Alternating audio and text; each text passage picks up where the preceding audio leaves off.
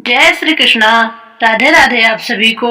आज हम सुनेंगे वट सावित्री व्रत की पूजा विधि। आप सभी को ढेर सारी शुभकामनाएं। वट सावित्री व्रत का विशेष महत्व माना जाता है।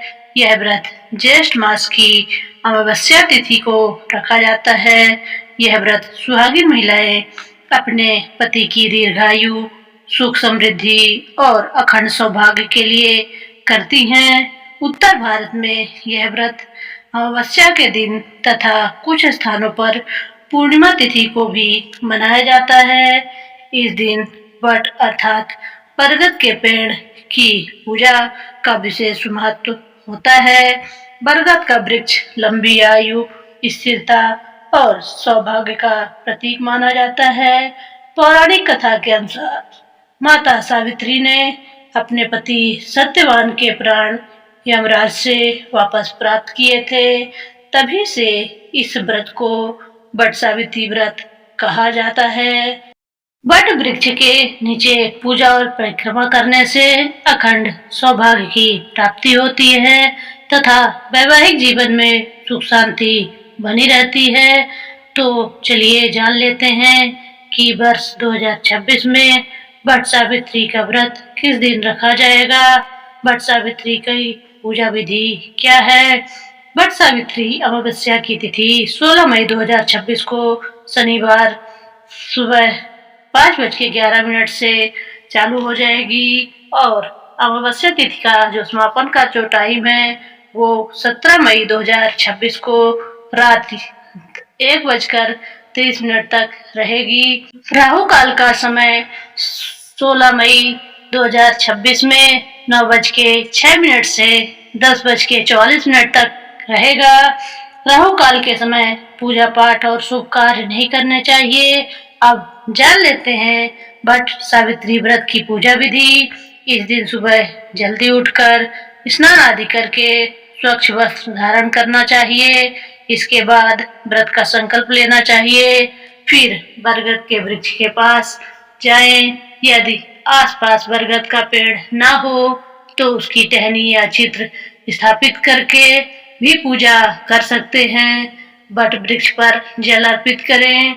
इसके बाद हल्दी, कुमकुम, अक्षत और फूल अर्पित करें। फिर कच्चा सूत लेकर वट वृक्ष की 7, 11 या 108 बार परिक्रमा करें। परिक्रमा करते समय अपने पति की लंबी आयु और सुखी वैवाहिक जीवन की प्रार्थना करें।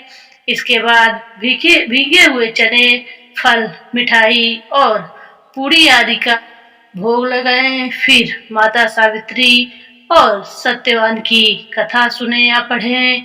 पूजा के अंत में आरती करें और भगवान से सुख समृद्धि तथा अखंड सौभाग्य का आशीर्वाद प्राप्त करें। यदि संभव हो तो बरगद का छोटा पौधा लाएं। बरगद का वृक्ष पर्यावरण के लिए अत्यंत लाभकारी माना जाता है। पूजा पूर्ण होने के बाद प्रसाद ग्रहण करें और अपने बड़ों का आशीर्वाद लें। वट सावित्री व्रत का यह पर्व सभी के जीवन में सुख, शांति और समृद्धि और सौभाग्य लेकर आए। जय श्री कृष्णा। राधे राधे। अब हम वट सावित्री व्रत कथा सुनेंगे। प्राचीन समय की बात है। मध्य देश में आशुपति नाम के प्रतापी राजा राज्य करते थे। उनके पास धन, वैभव और सुख सुविधाओं की कोई कमी नहीं थी, लेकिन उन्हें संतान प्राप्ति नहीं हो रही थी। इस कारण राजा और रानी सदैव चिंतित रहते थे। राजा अश्वपति ने संतान प्राप्ति के लिए कठोर तप और माता सावित्री की उपासना आरंभ की। कई वर्षों की तपस्या के बाद माता सावित्री प्रसन्न हुई और वरदान दिया कि उनके घर एक तेजस्विनी कन्या जन्म लेगी। कुछ समय बाद राजा के घर एक अत्यंत सुंदर और गुणवान कन्या का जन्म हुआ। माता सावित्री के आशीर्वाद से जन्म लेने के कारण उसका नाम भी सावित्री रखा गया। समय बीतने पर सावित्री बड़ी हुई। वह अत्यंत बुद्धिमान, पतिव्रता और तेजस्विनी थी। जब उसके विवाह का समय आया तब उसने स्वयं सत्यवान नामक राजकुमार को अपने पति के रूप में चुना।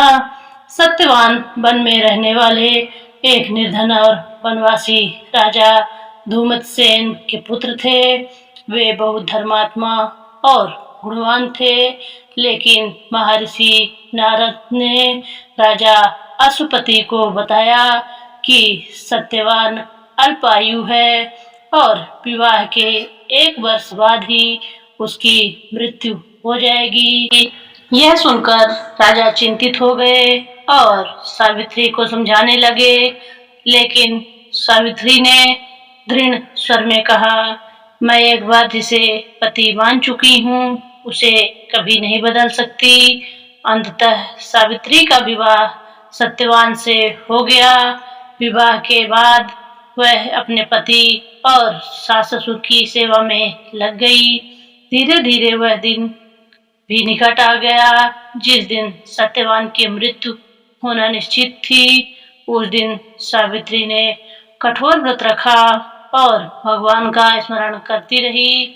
जब सत्यवान लकड़ी काटने वन में गए तब सावित्री भी उनके साथ चली गई। वन में काम करते समय अचानक सत्यवान के सिर में तेज पीड़ा हुई। वे सावित्री की गोद में सिर रखकर लेट गए और कुछ ही क्षणों में उनके प्राण निकल गए। उसी समय यमराज वहां प्रकट हुए और सत्यवान के प्राण लेकर जाने लगे। सावित्री भी उनके पीछे पीछे चलने लगी। यमराज ने कहा, हे देवी, अब तुम वापस लौट जाओ, यह संसार का नियम है। लेकिन सावित्री ने विनम्रता और धैर्य युक्त वचनों से यमराज को प्रसन्न कर दिया। यमराज ने उससे वर मांगने को कहा। सावित्री ने पहले अपने अंधे सास ससुर की दृष्टि और उनका खोया हुआ राज वापस मांगा। यमराज ने वरदान दे दिया। फिर सावित्री ने अपने पति के लिए 100 पुत्रों का वरदान मांगा। यमराज ने यह भी वर प्रदान कर दिया। अंत में सावित्री ने कहा, मुझे सत्यवान के 100 पुत्र प्राप्त हों। यमराज तुरंत समझ गया कि बिना सत्यवान के यह वरदान पूर्ण नहीं हो सकता। सावित्री की पतिव्रता, शक्ति, बुद्धिमानी और अटल प्रेम से प्रसन्न होकर यमराज ने सत्यवान के प्राण वापस लौटा दिए। सत्यवान पुनः जीवित हो उठे। इसके बाद उनका परिवार सुखपूर्वक रहने लगा। तभी से वट सावित्री व्रत का महत्व बढ़ गया।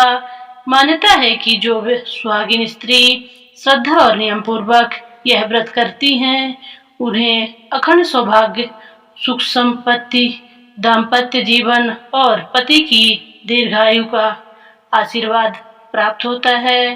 बोलो जय माता सावित्री, जय सत्यवान, जय वट सावित्री माता की। अब हम आरती करेंगे। जय वट सावित्री माता मैया, जय वट सावित्री माता। सत्यवान संग विराजो सबके कष्ट हरता। जय वट सावित्री माता मैया, जय वट सावित्री माता। वट वृक्ष की छाया प्यारी, सुख समृद्धि देने वाली। जय वट सावित्री माता, जो कोई श्रद्धा से ध्यावे, मन वांछित फल पावे। मैया जय वट सावित्री माता।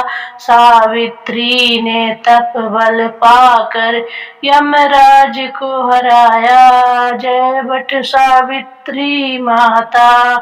सत्यवान के प्राण बचाकर सौभाग्य अमर बनाया। जय वट सावित्री माता मैया, जय वट सावित्री माता।